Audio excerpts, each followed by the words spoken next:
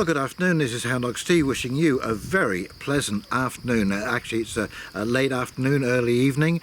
The sun is setting in the west over there, and as you can see, I am in a new location. I spent a year at the last place, as you know, building a tiny home out of containers, and sad to say, it just didn't work out. We're having some communication problems and so on and so forth. So anyway, we basically decided to part ways, and yeah, we settled things amicably. I was paid for the investment that I put into the property as far as expenses are concerned, and materials and so on and so forth.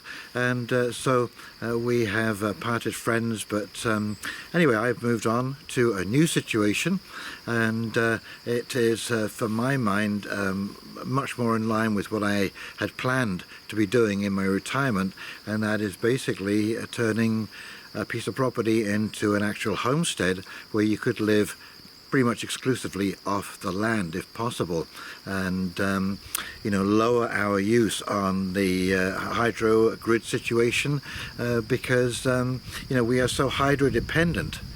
And that was one of the problems really with the last place, was you know, if the hydro goes out, wow, you know, once the generator stops, everything stops. And you know, the person who owns this property, and so of course this place is absolutely free of any kind of electromagnetic radiation, and Wi-Fi and so on and so forth. So it is a wonderfully clean place to live as far as that is concerned. Anyways, what I've done is, would you flip over here, take a look at what I have purchased. Here we go. So I'm now the proud owner of one 37-foot Allegro motorhome, and this is a solution to my problems. I am now completely mobile. It is down at the garage right now. This is where I am, and it's getting a safety done. It's past the safety. We're just waiting for parts to come in. But yeah, it is a fiberglass body, tons and tons and tons of storage space underneath here. So this is my new home. It's a diesel pusher. There is a Caterpillar diesel in there, 600 horsepower I believe, and an Allison transmission. It's done 75,000 miles, so it isn't even broke in yet. So I'm very pleased with this, with the renovations and the safety and the parts and so on and so forth. I've got a home on wheels for half the price of a new vehicle. Very happy with that indeed. Everything works. It's been used very gently, and once I get those parts and the one windshield needs to be replaced, we'll be good to go. Diesel generator, fantastic. Okay, so this is what it looks like inside. I've been doing some customizing here. This is where my desk is going to be. This used to be a pull-out bed and settee, and I've added 5 feet of counter space, because these MVs are traditionally short of counter space. As you can see, that's what there was before, and this is what there is now. So there's plenty of room for working. This of course does slide out. Okay, so this goes out. You can see it slides out by the width that it is, so things are a lot more accessible when you're fully set up.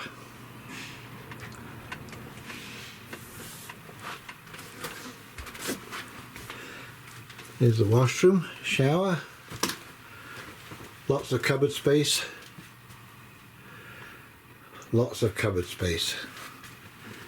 and monster bedroom, queen size bed. So yeah, 37 foot, and all of these cupboards are solid wood. There's no particle board.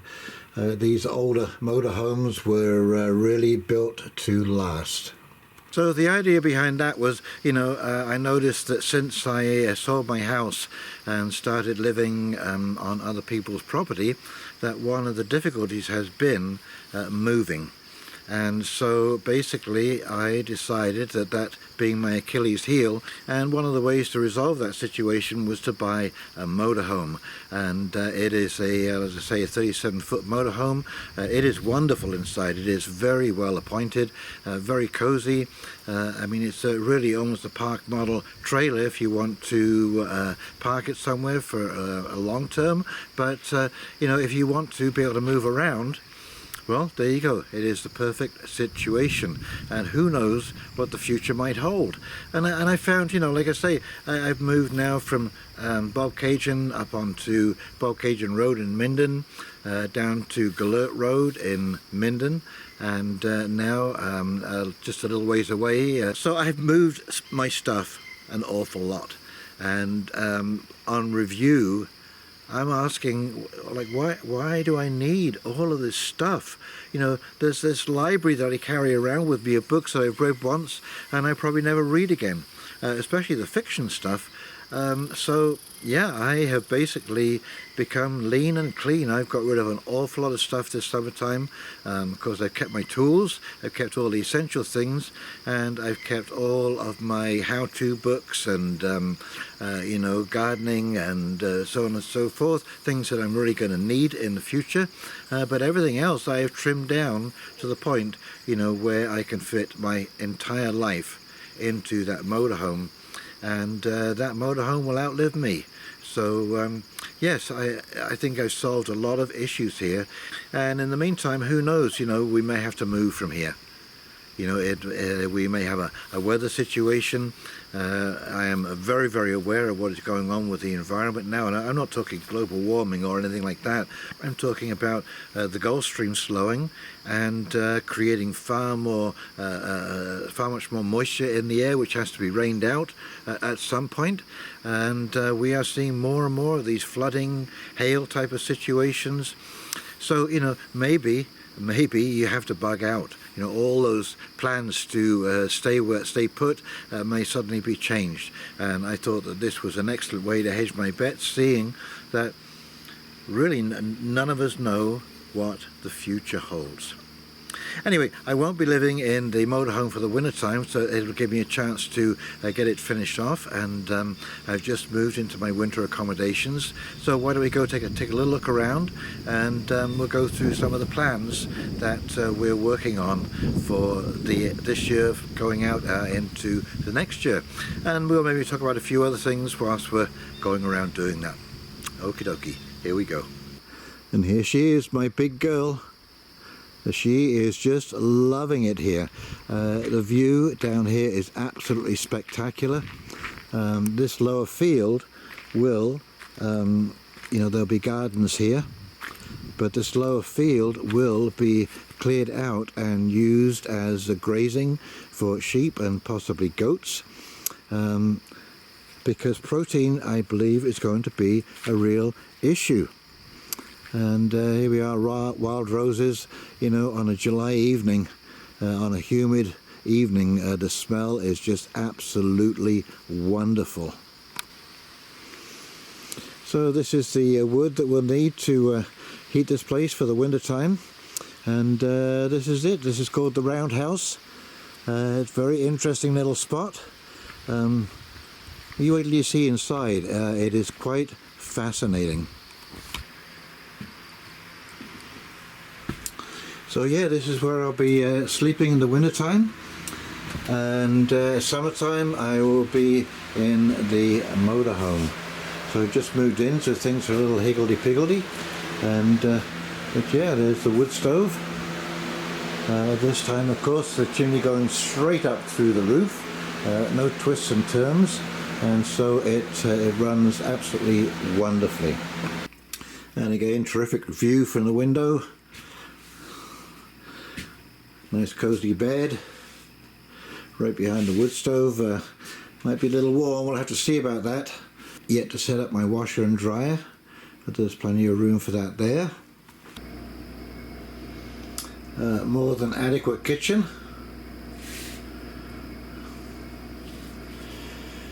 Yep, everything works, and again, it's nice looking out of the back window. And out the back door there is the most incredible outdoor shower. I'll tell you, when the sun is up and it's hot, it is just amazing to have a shower out in the open air. This is a bit of a gardening centre right here for springtime planting. So we are ready to go.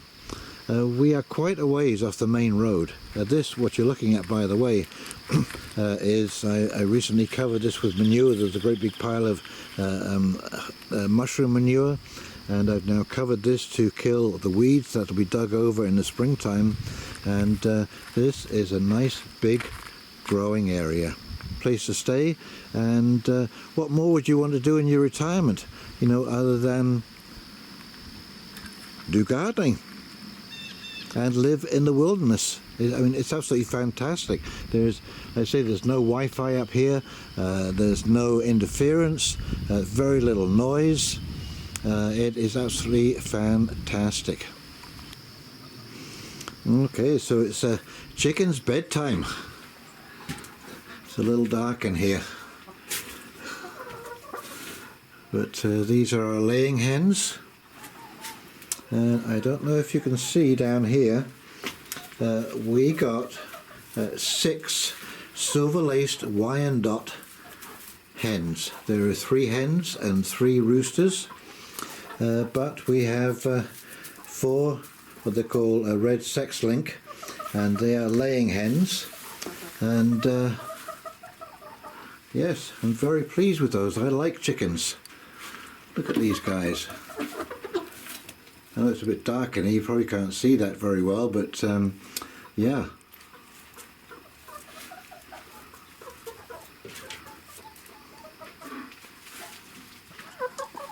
One, two, three, 4.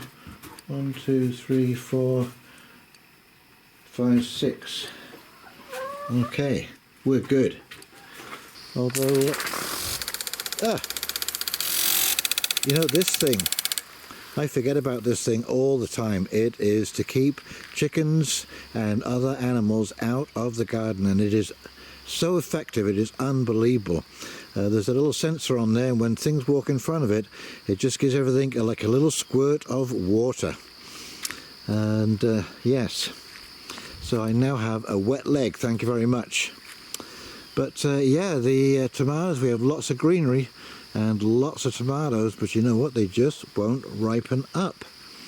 And that is because we have had such a cloudy, wet year this year. It is unbelievable.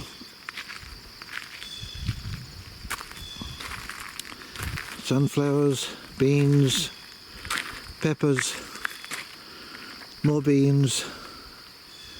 Yes, quite a success.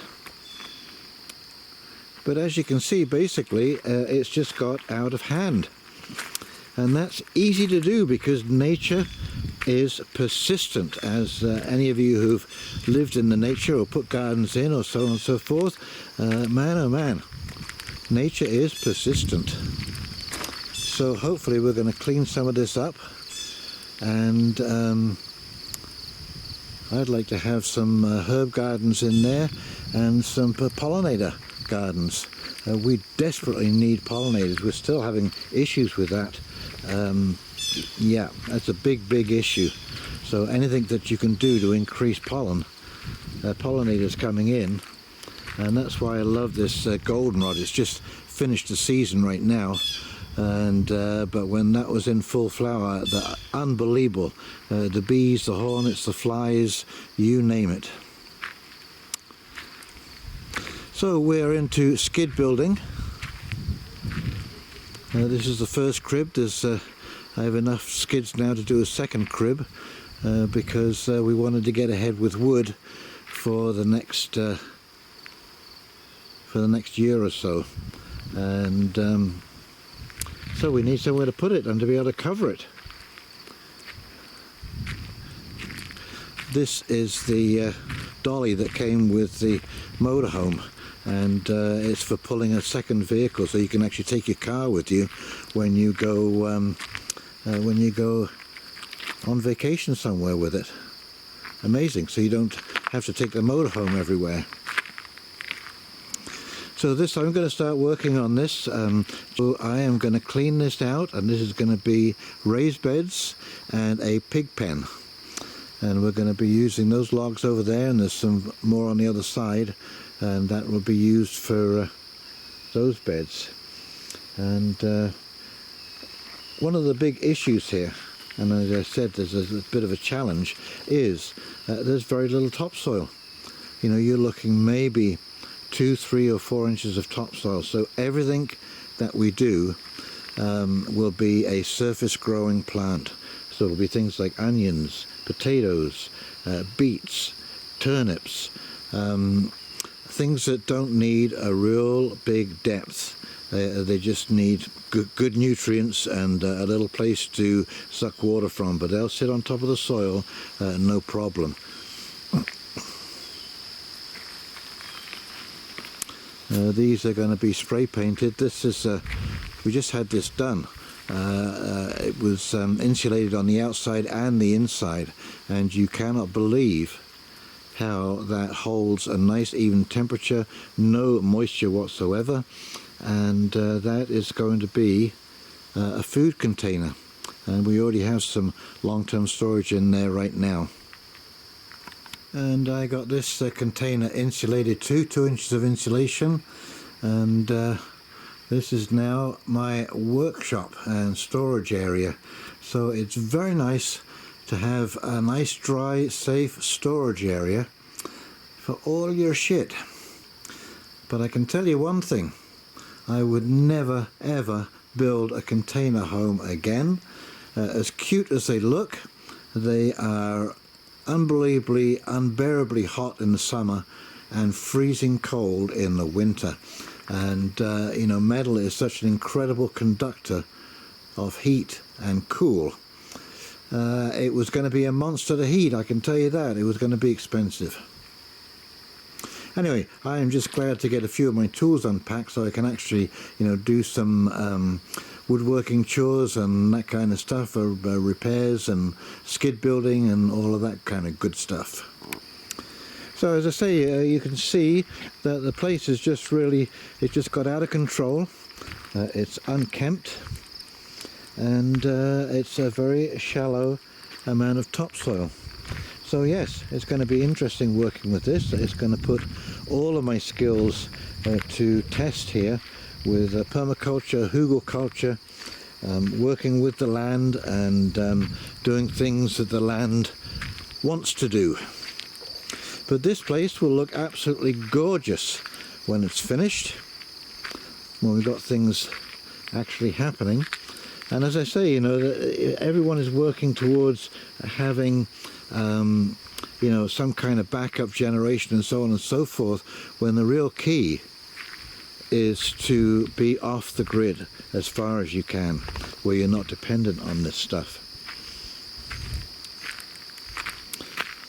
So you can see the rock here, very, very, very close to the surface. Here's another garden in the back. So there's lots of room for expansion here. This top field, we are going to, again, cut down, and I have a friend with a single plough, and we'll plough a good section of this over, and this is going to be sunflowers, and we're going to grow beans up the sunflower stalks, and the rest will be bush beans. And we're taking that over grain crops. We may put some grain crop in, but firstly, you need an awful lot of grain to get any kind of real yield at all. And secondly, we're moving into weather systems that are so unpredictable, you know, that just around harvest time you get a heavy rainfall and there you go, all of your grain is out, whereas the sunflowers, the beans, they'll survive that kind of stuff. So yes, we're trying to work in harmony with the land. There's 29 acres here, and you will notice that I'm very careful not to mention the location, because we are in the back of beyond. We're about probably 7 or 8 kilometers off the main highway, and that is the way that you want to keep it. Yes, it'll be very interesting to see what happens. We have a rail strike going on right now in Canada. It's been sent to binding arbitration, but as far as I know, the main cargo traffic has been ground to a complete halt, basically. So that is definitely going to interrupt supply chains and so on and so forth. They figure that it takes 3 or 4 days to recover from every day of stoppage. And so we're looking 3 or 4 weeks already from this stoppage. So, and I'm waiting for parts for my motorhome, and I'm wondering if it's caught up in these stoppages or slowdowns, because they've been slowing down for like 6 weeks or something in preparation for the strike notice. So we'll have to see. But yeah, the motorhome there, it sailed through the safety. It just needed sway bar links, an idler arm for the steering, 2 airbags for the air ride suspension, and the driver's side windshield. And that was it. So now, it wasn't cheap to get it repaired, I can tell you that. Anything on motorhomes and well, big trucks is expensive. But like I say, after all said and done, with some of my settlement money that I got from Louis, that's what I spent it on. And like I say, if you wanted to buy that motorhome brand new, you'd be looking at $110,000, $120,000. And so I'm well below half price. And I love it because it's $19.99.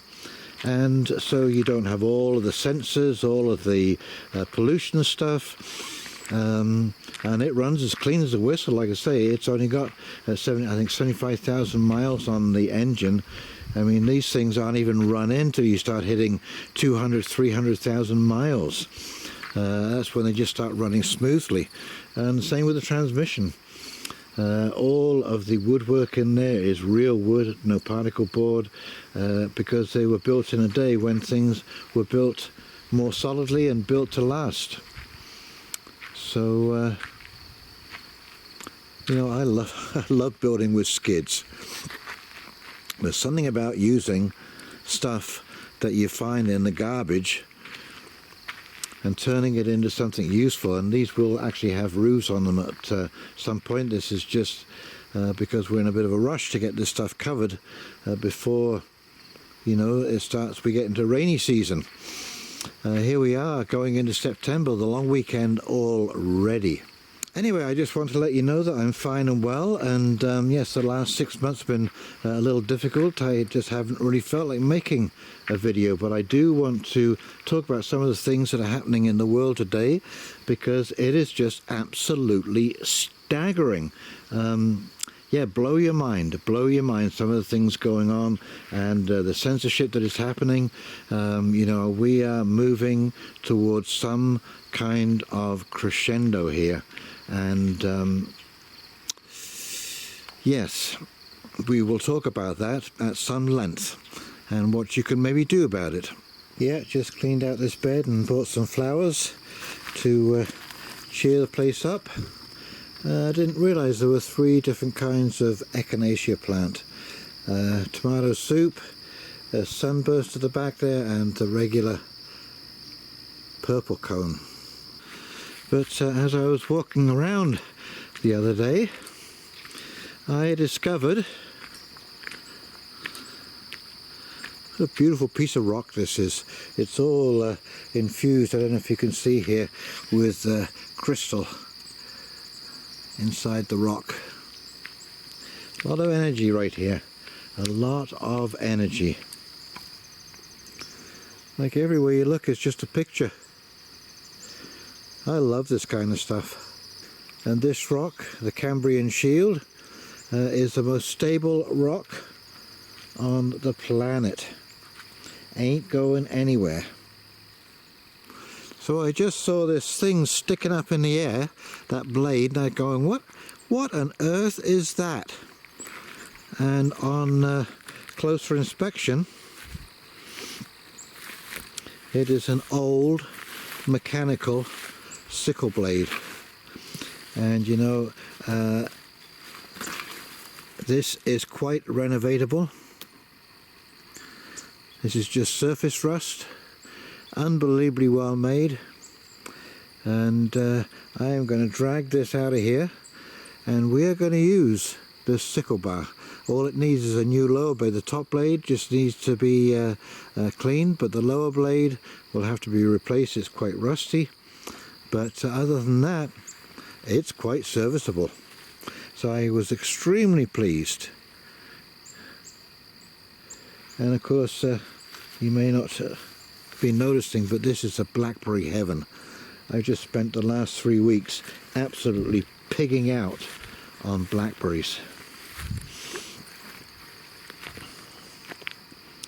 So after I see that, I come over here and it's like, oh hey, look at that. Another old piece of farm equipment.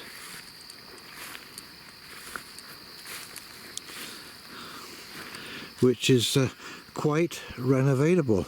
This, I believe, is what they call a hay bine, and it just picks up the cut hay and turns it over.